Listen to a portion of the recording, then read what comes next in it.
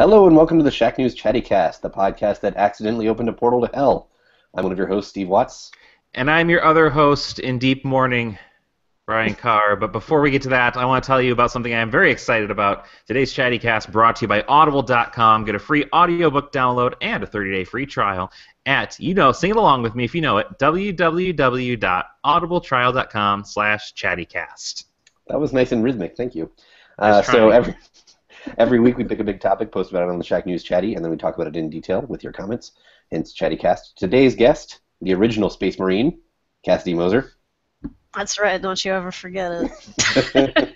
Little known fact, Cassidy is in fact Doom Guy. I am. Yeah. Yep. Underneath the helmet, it's like a Samus Aran reveal. Yeah. I get madder and madder, and my face gets all bloody as I get hit. That's good. So today we were talking about Doom, sort of a retrospective on Doom.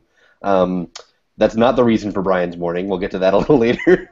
But yeah, Doom. I think he and I will both be mourning on that one. Yeah. We'll have like it'll be good therapeutic session for all of us.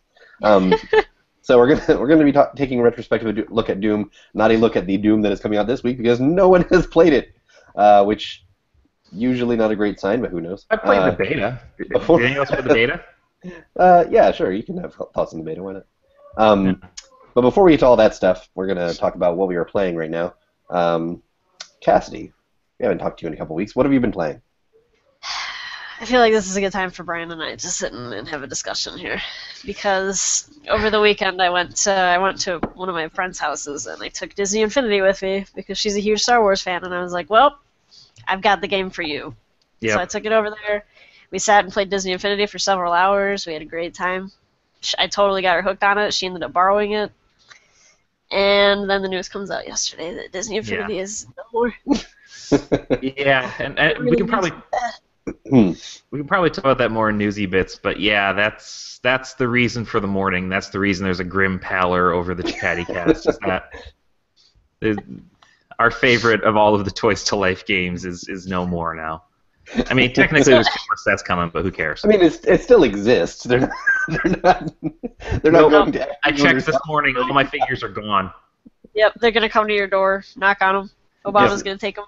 Just like men in like black helmets with like a little mouse logo on it, or no mouse ears on the helmet. Yeah. They get that little like mind eraser thing from Men in Black. So you don't remember it ever. Yeah.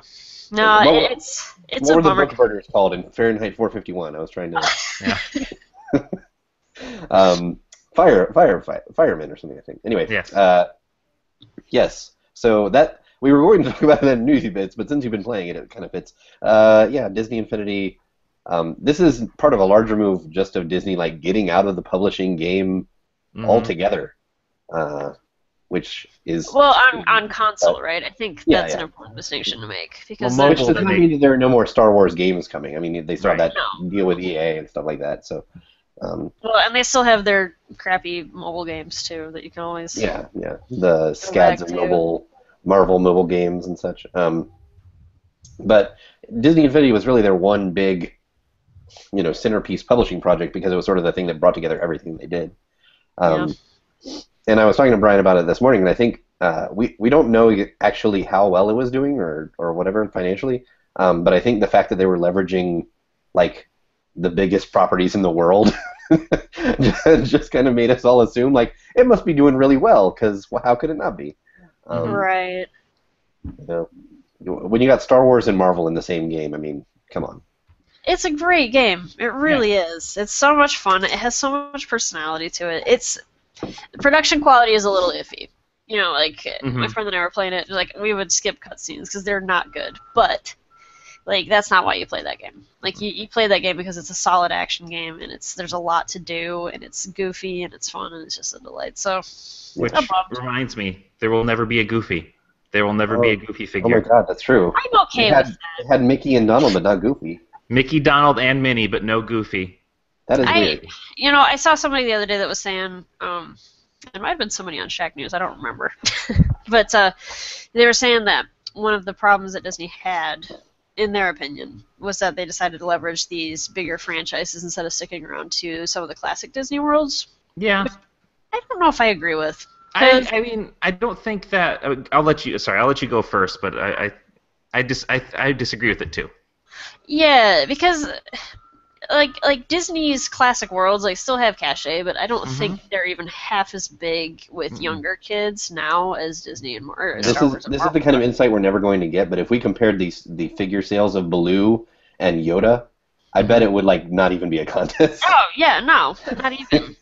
Like if I were to walk around and hold up a picture of Rafiki, like I don't know how many kids could actually tell me what's that from. Like Yeah. I could, but I Mm-hmm. grew up in that age. Like Yeah. that was my childhood. So Mm, I don't know. I guess it's kind of like Kingdom Hearts too. You think of it in that sense too. Like Kingdom Hearts goes back to Fun and Fancy Free or whatever, like one of Disney's really early movies. Like that's Oh not going to boy. be my favorite level. Like that's going to be one that I just get through. So I don't know. mm. I don't know. It's interesting. I don't. Maybe they. I would be very curious to see what the overhead is on those things Mm-hmm. Yeah, because that's the other consideration because it costs more to produce these kinds of things than there's more of an upfront cost for them to produce all these figures and to do the molds and Yeah, manufacturing. you had Bob Iger actually say that in the statement he put out. Was that I think I'd have to go back and look at it, but the way I got it is he's saying we saw some potential drawbacks and limitations and expenses, and we went ahead with it, but now we're noticing that those things we noticed in the first place were true. And it's like, so let me get this straight. You saw that the industry would probably not be there to support what you're doing on this scale, and But you you went went for ahead and did it anyway. it. And Yeah, now you're complaining because the thing that you knew from the beginning might be a problem became a problem, and that's why like it just seems to me like victim blaming, I guess, to a sense. Like you're kind of like telling the studio that we kind of knew this was coming, but we did it anyway, and you had all this job security and all that nice yeah. stuff. But since we were right in the first place and we did this anyway, yeah, you're gonna suffer now. I also kind of wonder. I mean, like the conventional wisdom among people who are into these games, which I am, and I know that you Hmm. guys are, yes. is that the build quality in Disney Infinity was just like head and shoulders above Yeah, those things are Oh, the other things on the indestructible. market. you're so good. Just like the beauty of them, like they're collectibles. Like I wouldn't mind having. I think back when it first came out, I was like, I just want the Anger one. Like I don't actually have a desk. I work from home, but if I had a desk, I would want the Anger one just on my desk because it's just such a cool little So collectible figure. what is your Um, computer on right now? He just holds it's it. usually on my lap. I usually sit in my living room Oh. where the baby is, and she sort of like comes up to me every once in a while. But I at was any rate, hoping something's like hovering or something. I'm wondering like if their quality wasn't so high, would the cost still be prohibitive? See, here's what I'm wondering because amiibos are still a big market for Nintendo.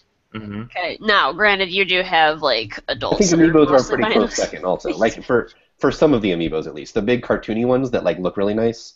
I think Oh when they yeah, get yeah, into yeah. fine detail like Link, it doesn't look as good. But like the No, no, no. Mario's and stuff are like Hmm. almost on the level of Disney Infinity in my book. I like the Disney Infinity figures more than the amiibo, but I'm also not a huge Nintendo super fan, so that's just me. Mhm. But Get out! Sorry, good. Gut reaction. I just say. no. It's not that I don't like Nintendo. I just didn't grow up with the same stuff that people did. Anyway, no, because Nintendo, if you remember when Amiibos first came out, it was a nightmare because people Mhm. were like buying those things, they were scalping them, they were like It waiting still in kind of line. is. I don't know. It doesn't seem as bad, but Nintendo Yeah. purposefully did not release a ton of them at the start because they wanted to see how well it would do. So I have to wonder if Disney Infinity had taken the same approach, if things might be a little bit different, but I don't know. Yeah, like if they were a little more Nintendo cautious, maybe. Yeah. I think that's a fair point. Yeah. But I Yeah. also think at the same time, like Disney didn't like had the market knowledge that okay, if we put out these figures with our characters, the overall audience that's probably going to buy them is not just kids, but also adult collectors and that sort of thing. Whereas Nintendo's like, we don't really know how many people actually want a Marth figure. It turns out a lot. Right. Yeah, But- Nintendo kind of jumped in blindly to the whole thing. Yeah, they were figuring Like, out as they oh. went along. People And gonna they buy these also- Marios? Oh. There were entire games built around Disney Infinity too. Like Yeah. Amiibo, it's more like, oh, put this in, you'll get a Star Fox skin or something. What I'm little. wondering is what this means for like Skylanders, because Skylanders has It's gotten. dead. It's my as a game, it's my preferred game. I don't like the characters as much. Yeah. I don't like the humor as much, but as a pure just game, I like it better. But it's But, dead. So. But promotion-wise, it's been getting less and less attention every year. Like from a look from the inside, they had like big blowout events, and then they had like a smaller event, and then they like last year I mentioned I think before on the podcast like they invited me to a hotel room, like and so like they're getting smaller and smaller scale with their promotion every year, and I feel like this sort of sets a tone that it feels like this is probably the last year for Skylanders. Well, when do they normally at least for a while they might take a break or something. When do they normally make the announcement of a new set, of a new game? I don't know. I feel like there has to be one coming. Well, I think there would have been one by now, right? We're probably out about like Toy Fair is usually when they announce it, but like like 5 months from when the thing is supposed to generally release, 5 or 6 months. You think they would have said something by now? Yeah. So if there is one, they're not only not promoting it that much, they're waiting to the last minute to promote it.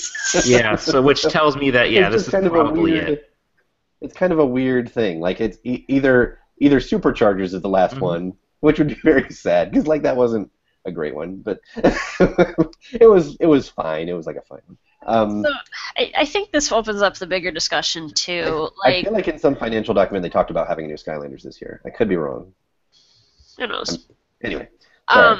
No, I feel like this opens up discussion on whether or not dedicated game peripherals are dead. Like, do you think we're just not going to see those for a long time? Because this happened with music games too. Mm-hmm. Yeah. And they tried to bring that back, and I think that's a fair point. We're kind of moving towards a sort of like modular mobile future where people don't necessarily want to lug around specified controls to play what they have and to access what they have. Just I want it digitally stored somewhere, and the baby agrees with me, but So I think you're right on, Cassie. I think that's a very astute observation. I mean, carrying around little toys is not like the most convenient thing in the world. It is very difficult, especially in the Lego sense where they make you swap positions. But there were conveniences to it, like you could switch consoles or anything like that, like without a problem. Like they figured out how to like let you transfer basically a character across two consoles. I don't think you could do that with Infinity. I don't think they have it in there. It's like a nice touch, but Infinity they had that whole, hey, do you want to transfer ownership to this portal? That's true. That's true. Yeah. I don't know. So I think that still lets you keep all the levels and stuff like that. It just let it be used on that console. Yeah. So I had to do that with all my 2.0 guys when I put them into 3.0. So that's sad. I've been looking to offload some of my Infinity figures that like I don't actually like. I want to keep the characters that I really love and kind of get rid of the characters that I don't. So maybe now they'll be worth more. Who knows? I think Kyle Orland from Ars Technica, is he from Ars Technica? He observed on I think Twitter or Facebook that like in 5 years someone's going to be selling like a full set of all the figures on eBay, and it's going to go for like an incredible amount of money.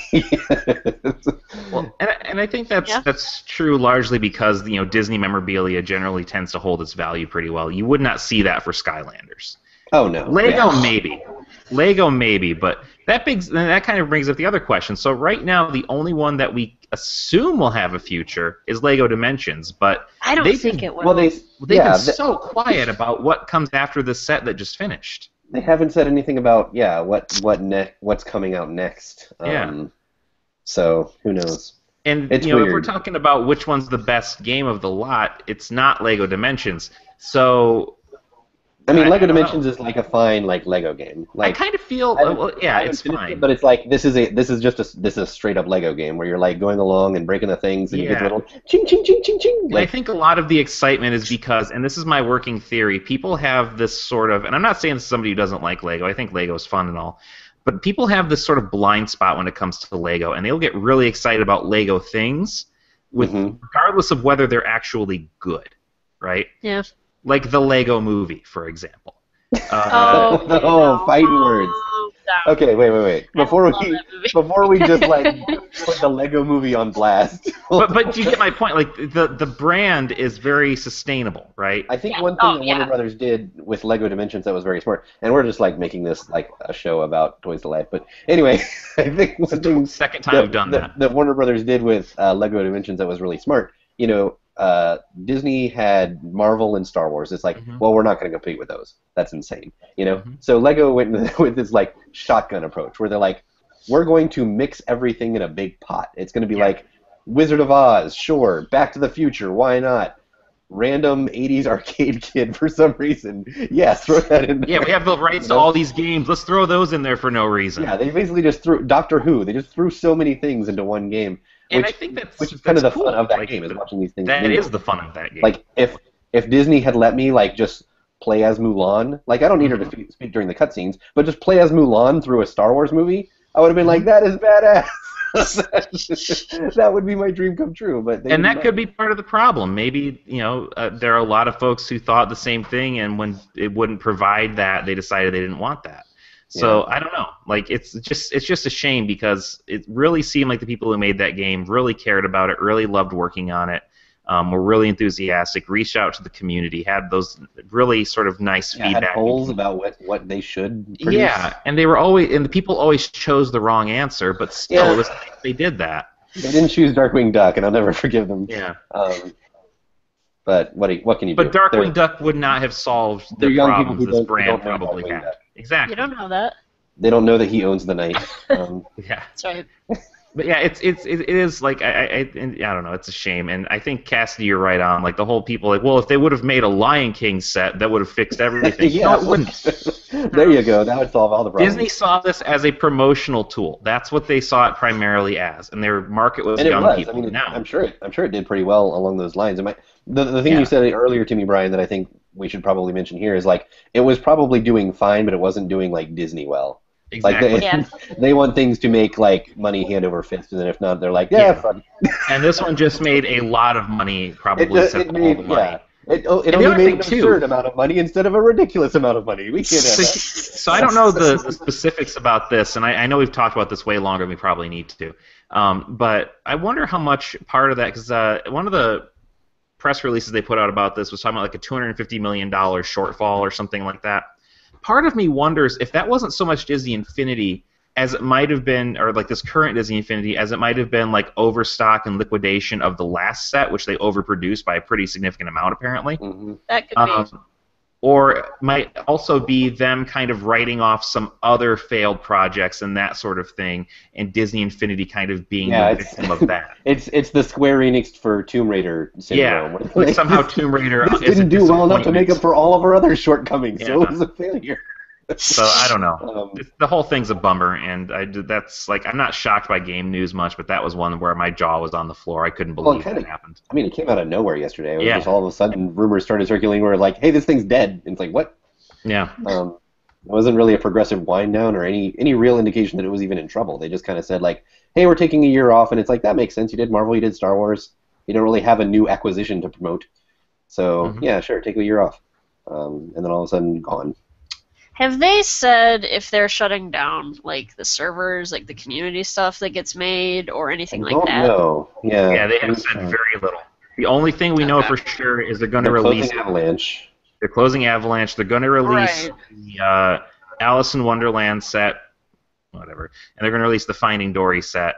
But which I'm glad about. Like, I have kind of waning interest in Finding Dory the more I see of it, but the Dory figure is really cute. Yeah, I was wanting the Rogue One set too. I'm kind of bummed about that. Yeah, Rogue One, Doctor Strange, that's the stuff I wanted so bad. Yeah, that would have been nice. Oh well. Doesn't look like it's gonna happen. I bet you know who I bet's bummed about this? Benedict Cumberbatch. It was so close. We could have all had a little pocket Benedict sitting on our desks. I know, right? Well, funny. I guess I'll have to settle for whatever action figure they put out. But it is funny. Speaking of that movie, my wife pointed this out, and I can't not think it. This is the first time Benedict Cumberbatch has ever actually looked normal. Like he was comfortable in his own skin. Like Doctor Strange in the whole get-up, like on the facial hair, the cape. That seems more natural for him than when he wears regular people clothes. Yeah. So I don't know what that says about Benedict Cumberbatch. When wearing ridiculous outfits. Okay, so we've gone so far afield and burned like a third of the show on this. Let's talk very quickly about what else we've played. Brian, what have you been playing? Okay, what have I been playing? Not too much to give. I'm just taking the mic away from you. Well, no, I actually haven't. I need to get back to it. But what I have played, I have dabbled a little bit in Heroes of the Storm. Nothing too exciting there. I will say though, if I get paired with you in a random game, and you are sitting there saying how I'm doing a bad job and I need to stay on the objective while you're off in the other corner doing this other thing and making me go 1v3 against the enemy. You're the problem. Stop typing and telling me how much I suck and come help me. This feedback is incredibly specific. I feel like there was probably a singular inciting incident. There was, in fact, a singular exciting incident, and I was the first time I ever rage quit Heroes of the Storm because I was so sick of this guy. Now, the second, I played more Overwatch. We talked so much about Overwatch, and we're going to talk more about Overwatch in the future, but that game's still great. It broke my heart when the beta ended, but my heart will be whole again later. And then Bravely Second. I got to the big twist. It happened. It's not great. No. It's I tried to prepare you. I was really disappointed, and I'm like, well, I guess I got to finish this now, but I'm apparently very close to the end, so it's still very good. That was a lot of thunder for nothing. That's all I'll say. Okay, the wordplay trick they do with the twist is dull. I think the twist itself is pretty solid. Like the story beats and stuff connected to it are good, but then they try to make it this tie-in like the first one had the little wordplay thing, and it doesn't really work. It doesn't play as well. But the game itself is still great. I'm enjoying like being ridiculously over-leveled for any given situation. That to me is fun. That's the fun of that game. So, and now that you're on the game, you can do the really cheap trick where you have 3 ghosts in one tank that basically can't be killed, and you just breeze through every single boss battle. Yep. It's insane. Anyway. Love that Bravely Second. Yep. A game about systems. You still running your sweatshop? I stopped. I actually do need to go back and kind of make sure those guys are still working on making those stuffed animals. There's not much reason to. I mean, like, the reason to do that is, one, it's a time waster. I mean, OSHA swept through, shut you down. You do it because it's a time waster. That's the real villain in Bravely Second. Yeah, you were the villain the whole time. What a twist. No, like that. There's not much reason to as time goes on. Like when I first found that thing early in the game, I was like, oh, this seems like a cool passive thing I can do while I'm working, and it can make me money. But then by the time you sort of exploit the hell out of the leveling up tricks, money is like no object, and there's no reason that you need a lot of it at the moment. So anyway, I've played some more Battleborn, and I have very mixed feelings on Battleborn. I'll keep this brief. I've gotten like less and less enamored with it, and last week I was already pretty like kind of down. But I've gotten like less and less like, wow, this is really repetitive and kind of annoying that I keep trying to do these same missions over and over again. There's one pretty near the end that I keep getting grouped into for matchmaking for the single player missions, or campaign missions rather. They're not single player because you're matchmaking. But like we lose every time. It's almost impossible. I have no idea how to finish that stupid mission. But I did try out the multiplayer modes today. I tried out all 3, and 2 of them are kind of garbage. Capture the flag type modes and control point type modes are, it feels like they just kind of put that in there because it's like, that's how you make a multiplayer game. But they're not fun in this framework where you're leveling up and stuff. It doesn't work, and it works in as much as any of those work, but it's kind of boring, and it doesn't work especially well for this framework. The one that's actually modeled extremely closely after a MOBA is pretty fun.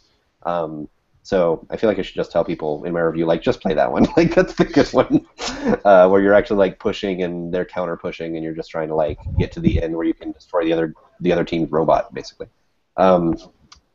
Anyway, that is a game that has not grown on me as time has gone on. I sort of am just ready to be done with it. I was playing it today, and I was like, can I just not be playing this anymore? How's the player base on that so far? Has it maintained since last week?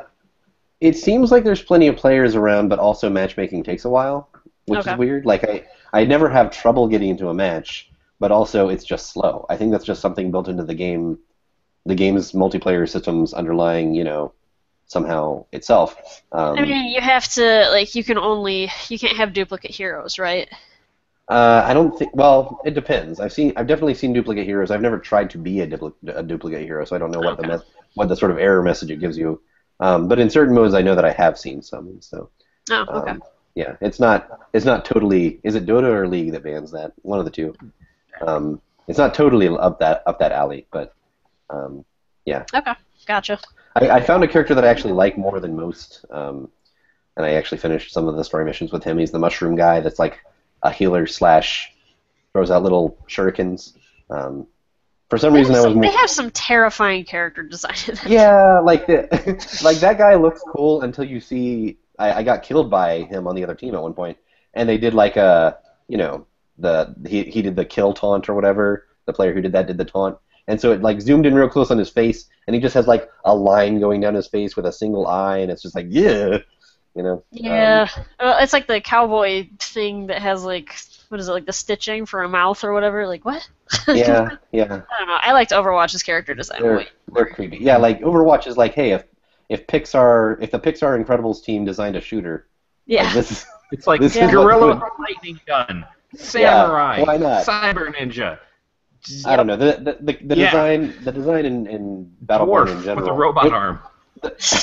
I'm sure that Blizzard did this on purpose because the comparison is not favorable to Battleborn. But the fact that those two, the beta came out the same week as Battleborn, like really did not do that game any favors at all. Oh no, not at all. Because it just in almost every way the comparison is unfavorable. I mean, Battleborn technically has a campaign, so I guess that's something. But other than that, it's like there really is no comparison.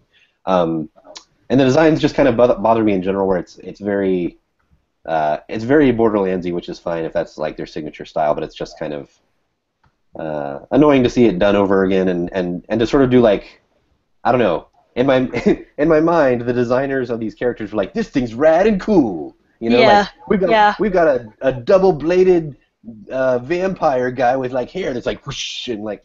It looks like something that they would have marketed in the 90s with like a really like butt rock. Yeah, it's weird. And what's weird is like I like playing as that vampire guy. He's a good character, but I kind of hate his design. He's like my second favorite character, Yeah. but I kind of hate his design. My favorite character design-wise is Marquis, but I'm terrible at playing him, so it's sort of like inversely proportional.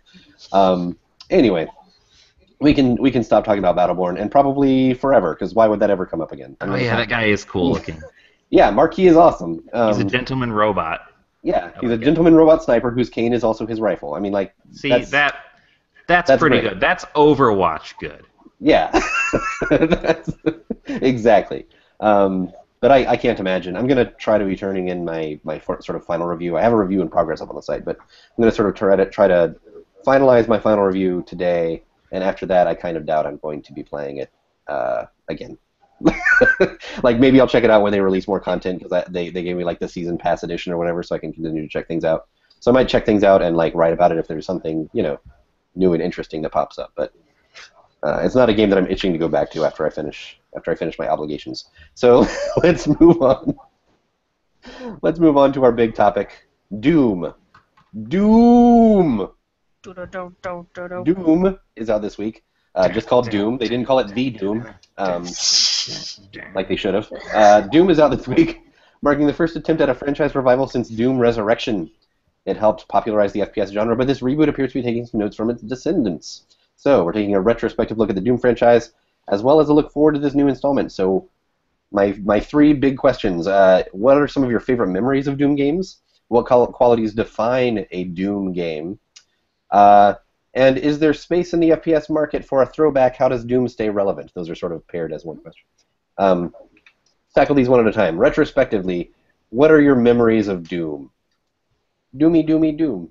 So I played Doom for the first time because I'm a baby when I was probably 9 years old. Yeah, you're on this podcast with us olds that are like, Yeah, I remember playing that game when I turned theory. 20. Yeah, I was probably about 9 years old, and I was at a party with. It was like a big multi-family party shindig. It was probably like New Year's Eve or something. I don't remember, but I remember I walked into the den of that house, and the oldest son of the hosting family was sitting there playing this game, and I was just watching. And I'm like, "What is this?" Like, you see like all these weird pixelated things walking towards you, and he's like, "Here, just play it." So he let me sit down, and I started playing it. And prior to that, I had played Chex Quest, and I was also a big 007 hound on the 64. So I was like, okay, I kind of get what this game's going for. And I remember the first time I shot a demon and I watched it just explode into this, pile of pixelated guts with ribs poking up out of it. I was like, this this is not okay, because we were, you know, my mom was very like, no violent games and stuff like that, and I was 9, like, of course. You know, and I remember watching Doom Guy's face down in the bottom of it, like, get progressively bloodier, like, more beat up, and, like, just, I just remember, like, that heavy metal vibe that it had just, like, really disturbed me, but I also kind of loved it. Yeah, I was a 9-year-old kid. Those lines, like, I mean, I didn't try it when I was too old. I'm only 34, so, like, it wasn't, like, crazy young. But my brother introduced me to, like most PC games, my brother introduced me to it. And I remember, like, one being kind of squeamish when it came to blood, which obviously I'm not now because I play, like, Mortal Kombat. But, like, one being somewhat squeamish when it came to blood, and 2, like, growing up in a religious house, like, kind of uncomfortable with all of the demons. Oh, yeah, for sure. Pentagrams and stuff everywhere, yeah. Like, that was a weird experience. Like, it wasn't the sort of thing that I was like, you know, I wasn't like the Rod and Todd Flanders, you know, like telling off. Well, that changes my entire assumption of your childhood. I'm going to be honest with you right now. But it like made me personally feel like weird, and we just go one space at a time. It's less fun that way. I didn't feel comfortable while playing it, where like I wasn't having as much fun as I think I would have if I didn't have that baggage sort of coming in with me. But that was sort of its thing. It had like that heavy metal vibe, like you mentioned. Brian. Yeah, well, it's funny you talk about the heavy metal vibe. It's such a try-hard vibe. Like, yeah, it is. what do you think about? Because like I remember, because I played it. I was probably, I guess, I don't know, like 6th grade, I think, when I played Doom, and you know, back then you're like, whoa, this is so like mind-blowing and crazy and edgy. I can't believe I'm getting away with this. But now I look back, I'm like, this is ridiculous. This is the dumbest thing. Like. Like it is basically like somebody who's like was really into like Molly Hatchet album covers and stuff like that. Well, I mean the provenance of this game is Wolfenstein. So they were like, well, we shot a bunch of Nazis. What else can you shoot? And not feel bad about it. Yeah, if Doom was a person, like if Doom could be personified, it would be a dude with like a patchy jean jacket. Yep. Safety pins on it, maybe a Misfits patch on the back. At least one anarchy symbol, at least one. You definitely knew Doom in high school. Yeah. And a faux hawk. Yeah, and like a faux hawk. Not like a real mohawk, just like a faux hawk. Yeah. Because like grandma doesn't. But at the same, you know, no, he doesn't approve, and he cares very much what grandma thinks. Like that's his big secret, is that he loves his grandma. So anyway, so Doom, like I don't know, my dad was kind of like because I spent a lot of time with my dad and lived with my dad at the point, and he was kind of like, well, I don't know about this, but I think he enjoyed playing it now and then too, and didn't really mind that I was playing it because, you know, whatever. Like I was a pretty thoroughly decent kid, you didn't have to worry about me. So we got that. He wouldn't let some of the other, like my step brothers, and he wouldn't let them play it, but me, I could, because I was a good boy. I was not a tryhard. But anyway, so I don't really have any specific memories, but just kind of being sort of like my mind was blown. We got Ultimate Doom on disc for Windows 95. Yeah, so that shows you kind of where we were at with that. And then you know, like it was something I kind of came back to every now and then. It was fun, but like after a while, I kind of like went away from it. But one of my memories, I do remember going to see the Doom movie. When it came out with I forgot about that. Jim. With Monsieur Dwayne "The Rock" Johnson, and that movie is not good. No. Yeah. But to its credit, The Rock is very good in it. And yeah, Carl I mean he's a pretty charming guy. He does the best he can. Yeah, well, he plays a villain in the movie, which is kind of an interesting twist for him. Wait, he's the villain the entire time? Yeah, well, it's there's a definite twist where he becomes a villain, but it's like I think it's implied he was always kind of on the not on the side of the angels. I mean, but, I watched that like the YouTube of the first person sequence, which is the thing. Oh, it's so good! It's so good. A clown jumps out of nowhere. It's so good. It does not hold up. Like no. Like the when you first saw it was like incredible. The special effects are like ooh. Like, because I remember when that movie came out, we were kind of like, I don't know if that was good, but that scene was awesome. And now we just have Hardcore Henry came out, which is basically that, but an entire movie. For an hour and 45 minutes. Can't stop talking about that, apparently. But But the cool thing about that was I think, and I went back and it's not quite as pronounced, but I remember like when I saw it, I'm like, they're very clearly using the E1M1 music, and the E1M1 music is one of my favorite pieces of video game music of all time. Now I went back and listened to it, and they aren't quite doing it, but it's heavily influenced by it. Mm-hmm. So and that and the BFG and another fun Doom memory. Apparently, I'm very connected to Doom, as it turns out, as I'm thinking. In college, we would sit around. My friend had a decent computer, so he was playing Doom 3 when it came out, and so we would turn off the lights and sit around and watch him play. And like it was me, my then girlfriend, now wife, and a couple of our friends, and we would sit there and just like scream in terror sometimes. And I think one of us actually went nope and walked out of the room. Like it was a very scary game for the time. But yeah, so Doom is like weirdly, and then of course there's like Doom RPG on the iPhone, which I downloaded. I'd like to try that. Yeah, that seems like my speed of Doom. A turn-based Doom RPG is absolutely a good thing. Yeah. But yeah, so I don't know. Like I think Doom's, and when you think about it, it's had like a very significant impact on my life, and I never really thought that it did. But I'm going to read a couple of memories from the chatty. I need to make sure that we have time for our game because I know you both have to run pretty much on time today, and it's a great game. I'm so proud of this game. But Watcher XP said, "Great, throwing a spool of cable out my window across a few storefronts and into my buddy's living room for some deathmatch." Which reminds me of another story. So LAN parties were the thing with Doom. Like yeah. I remember carting like a huge tower PC down to a buddy's basement, you know, for these LAN parties that would last basically the entire day. Yeah. Yeah, that was pretty great. We did that. We actually got, and so this is where I'm going to tell you how this is the level of miscreant I was as a teenager. We had a free period where we basically like helped out with like tech support for the high school, and we learned that the school computers could run Doom just fine. So we would have death matches in Doom during this free period when technically we were supposed to be doing something else, but our supervisor didn't really care. And so we were playing Doom on a school day. Like that kind of gives you a look into what my senior year was like. So I'm sorry that I have damaged the illusion that so many Chattycast folks have of me as a role model. But I just felt like I have to kind of get that out there. Please continue, Steve. This is a family show. It's not at all. Dale said, Doom 1 and 2 was my life. Made maps, downloaded mods, LAN with friends over serial cable. But this is a good transition into sort of the second half of this topic. I have zero interest in this new one. It will have average sales, and the multiplayer will be tumbleweed in a few weeks. So that's not an optimistic projection. But the fact that they haven't sent it to reviewers is also probably not the most optimistic thing in the world. Yeah, it's not great. Yeah, I don't know what that's about. But I will say this. I will forgive this new Doom everything if it has like some of the WAD support that the original had, where you could like turn the Cacodemons into Homer Simpson heads and stuff like that.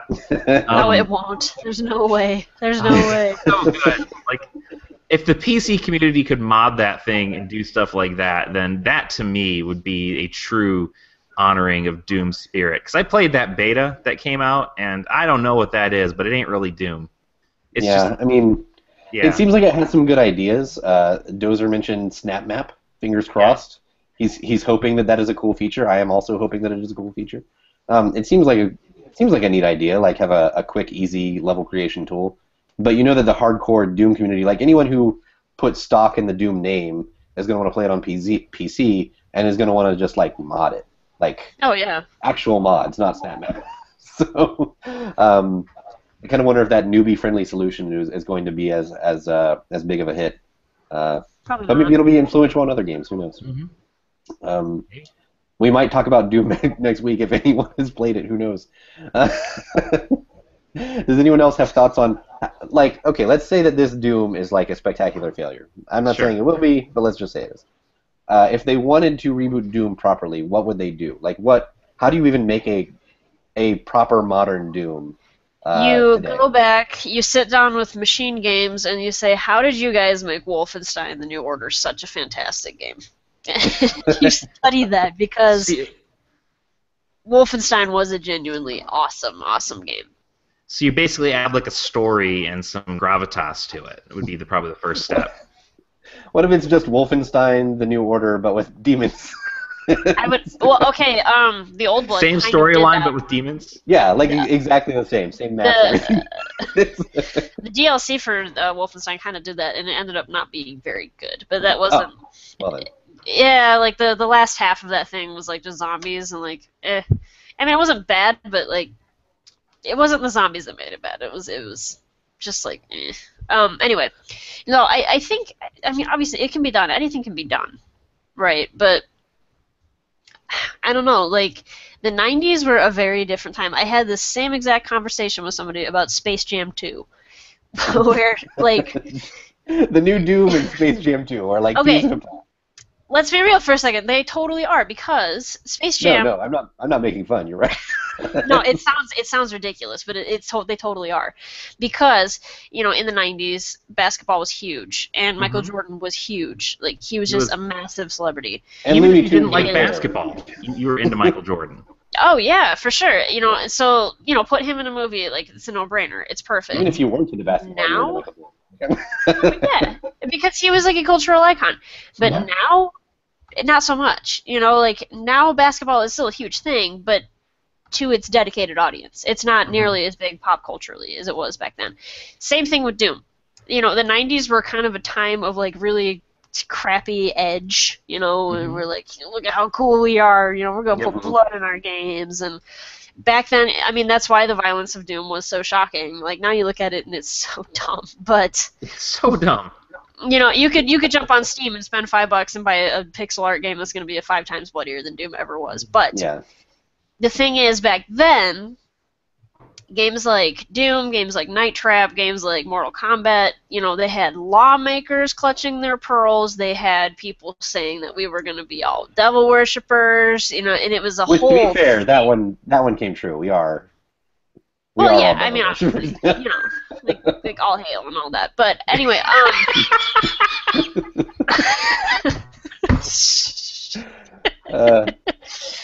but This is going to a dark place, and I love it. But yeah, No, you're right. Like it's not as unique as it once was. It's no, not, like it's demons are not not a thing anymore. Like every B tier, like crappy CG movie from some Studio X in Hollywood has demons in it now. And that it's kind just of, not a I mean, thing. that kind of darkness is so not a novelty that now I think it's almost come around on the other side where it's like sort of silly. Like in the day it was like, oh, that's rad and dark, and now it's like you see, like I don't know if anyone watches SNL, but like the Kyle Mooney bits where they're making fun of that kind of teenage edginess. It's like it comes off like that no matter how hard you try. Sure, yeah.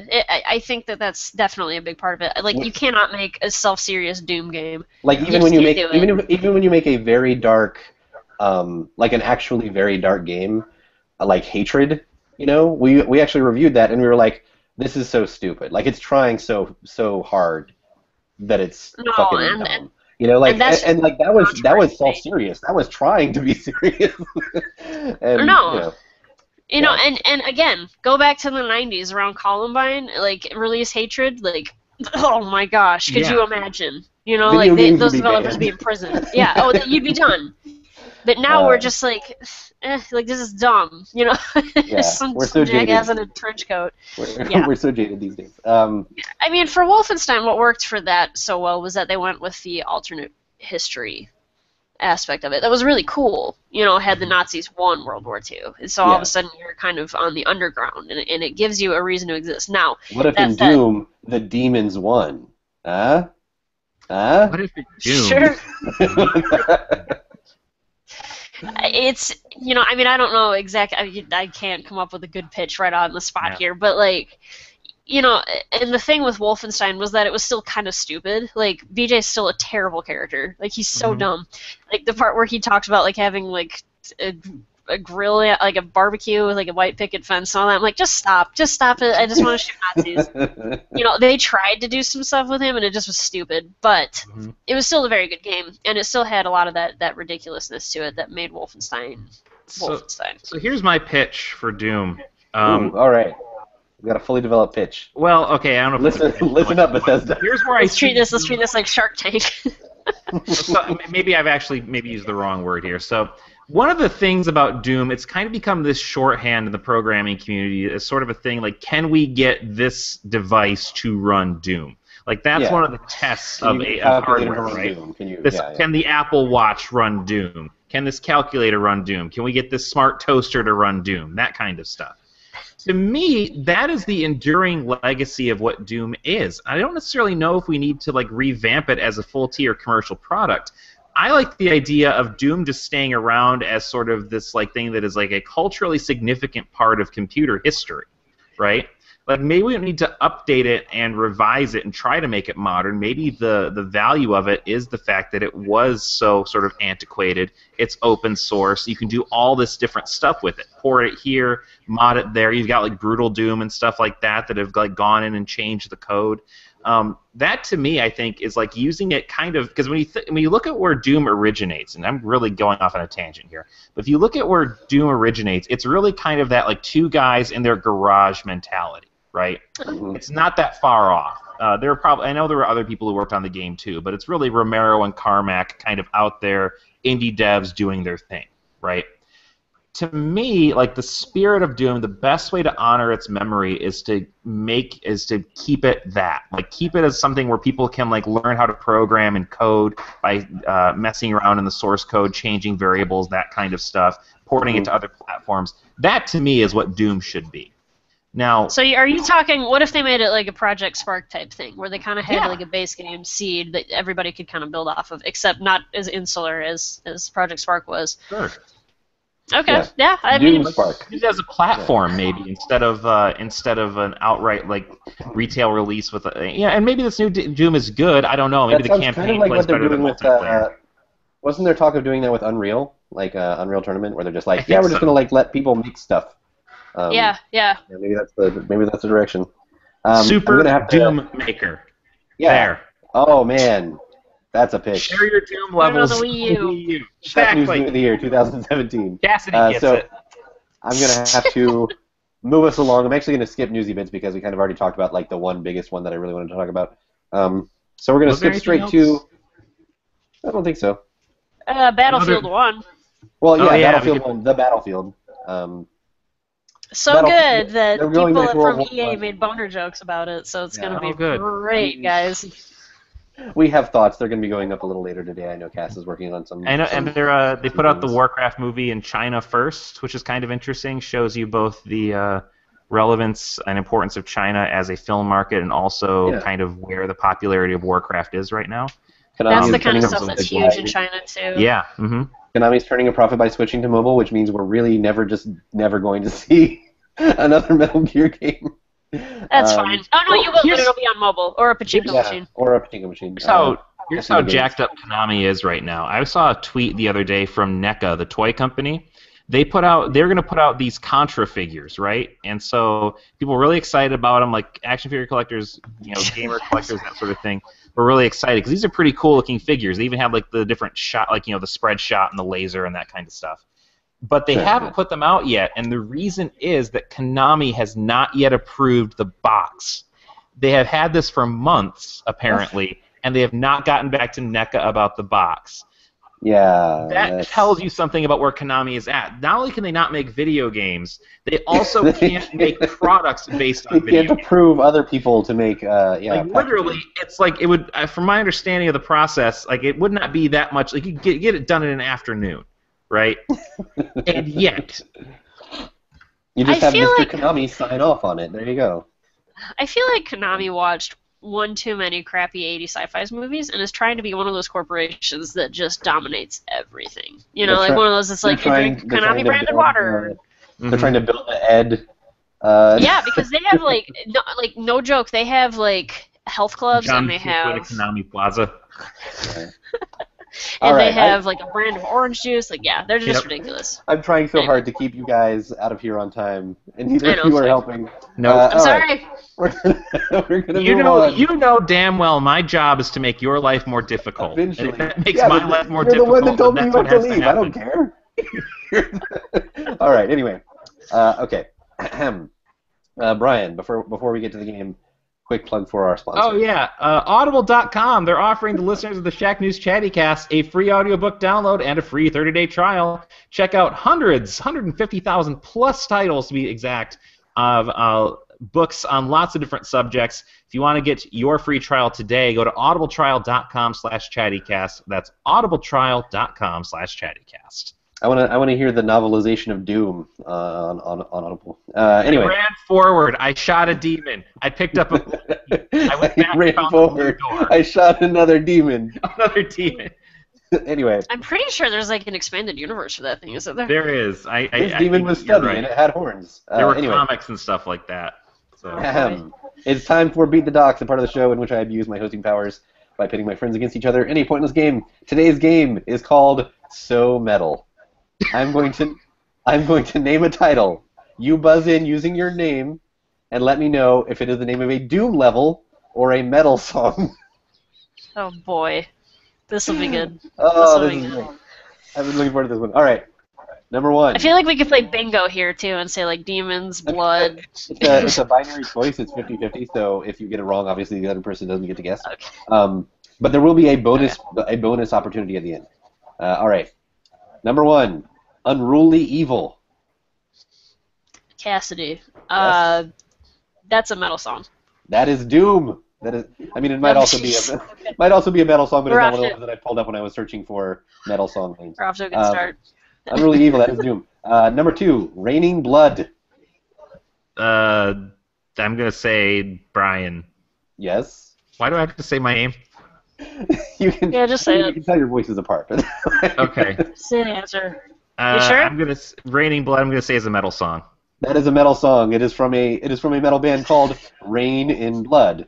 Rain like kingdoms. Anyway, number three, Only for the Weak. That's Doom. That is metal. That is from a band called Clayman. We're not good at this. It's kind of a shot. Weak is like a difficulty setting in Doom or something. Number four, Against Thee Wickedly.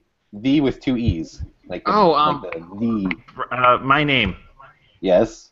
That's a Doom level, I'm pretty sure. That is a Doom level, yes. That is a Doom level. I remember that one. I don't remember much about it, but I remember that name coming up. Number five, Unto the Cruel. That's a song. What's great is these are so indistinguishable. No, I'm sorry, that is not a song. That is a Doom level. I am betting. So bad today. Number six, Angel of Death. Angel of Death. I'll say my name again. Yeah? That would be I think that's a Doom level. That's a metal song. Another one from Rain and Blood. What, you just look up their entire discography and just plug that in? I Googled the most metal song titles. All right, Into the Grave. Into the Grave. That's a Doom level. No, I'm sorry, that is a metal song from a band called Grave. Number 8, Perfect Hatred. That's a game on Steam. That's a song. No, that's a Doom level. Of course it is. It's a Doom level. Persistence. Persistence. Kind of sounds like a Metal Gear Solid title. I'm going to say Doom level. It does. No, I'm sorry, Brian. That is a metal song from a band called Corpse Grinder. Oh yeah, Corpse Grinder. Yeah, okay. No, I actually do know of these bands. Like that's I have friends who are into metal. So. All right. I like their older stuff. Number 10, last one, but I'll make the bonus. Was that? I wonder because there was a guy, Corpse Grinder, who's like frontman for I think Cannibal Corpse, but I don't know if like he did his own solo project. Yeah, it was like his nickname. Oh, okay. Thought he had to like legally change. Okay, I don't know. 10. I'm probably embarrassing my friends who are into metal right now. Last one, but I do have the bonus. Number 10, Sever the Wicked. Sever the Wicked.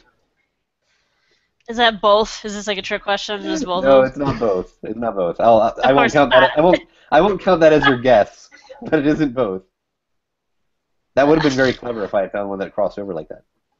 I'm sure all of these are crossovers. Yeah, there's some trash garage metal probably. bands. I'm gonna say song. No, that is a Doom level. I'm sorry. Of course it is. Nah, I gotta go out consistent here. Wait. This tiebreaker / bonus, I made it a tiebreaker or bonus.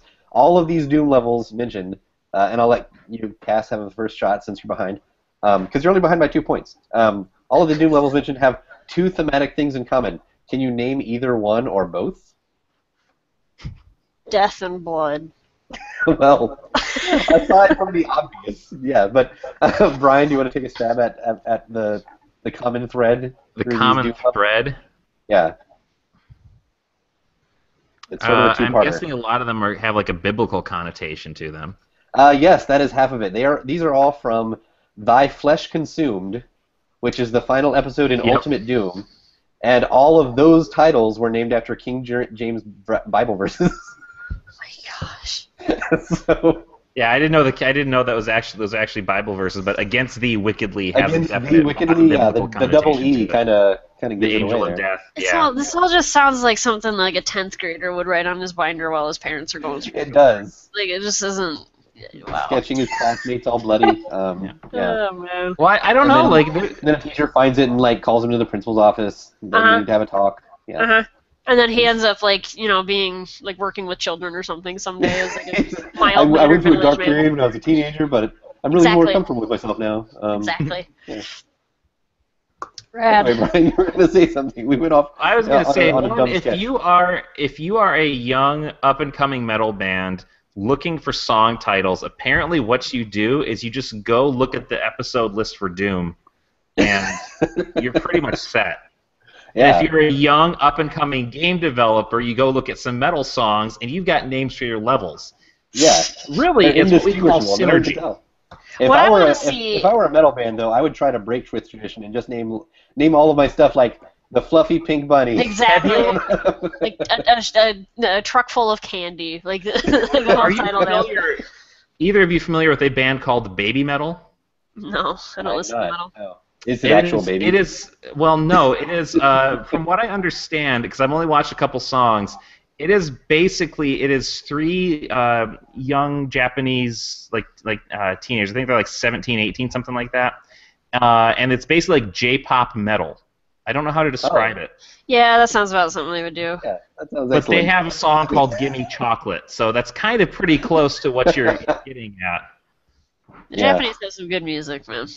Apparently, they were hanging out with Rob Zombie, which I thought was kind of funny. People were giving him guff for hanging out with them, but he's like, they rock harder than you do, and so it's just like here's crazy old grandpa, Rob Zombie coming to the defense of these young ladies, which I thought was nice. That's funny. Rob Zombie, he's a good egg. Rob Zombie is an American hero. All right, let's end this madness. You guys have to run. Quick plugs. I know that we all have features going up soon. My Battleborn review should be finalized soon. Cassidy, what are you working on? So today I'm putting up a piece about my feelings on Battlefield 1 because Battlefield. That's what we call it. I had a surprisingly strong reaction to watching that trailer, and I was actually at the event too, which I think helped heighten some of those feelings that I had. So I'm gonna write about that, and I'm probably gonna get called a curmudgeon and an SJW or whatever, and that's cool. Mm-hmm. So that, and I'm still working on that game preservation piece. So that should hopefully, I'm optimistic that I'll have that up the week of the 23rd. Yeah. Awesome. Yeah, we'll find out. Cool. Brian, any new papers? Nothing to plug at the moment, but go see Civil War. Yeah, why not? Go see Captain America. Yeah, it's pretty good. We went the entire podcast without actually mentioning them. Yeah. Also if you're out and about and this will happen, if you see a cheap copy of Disney Infinity 3.0, pick it up. Jump on Pick it. it up. Trust me, it's worth it. Those games, those are going to become so cheap, and the figures are probably going to get clearanced out. So take advantage of it. It's a quality game. Get the Inside Out set because that was my favorite one of the whole. It was better than the movie. Yep. Yeah. Well, by a lot. That's not correct. You're going to set up a whole another episode. We stay with that. Brian doesn't like good movies. That's my gimmick. Apparently, I have contrasting opinions on cartoons. All right, so that's the show. I actually am ending on time, so I'm pretty proud of myself. So for Cassie Moser, I'm Steve Watts. I'm Brian Carr. and we will see you on Chatty.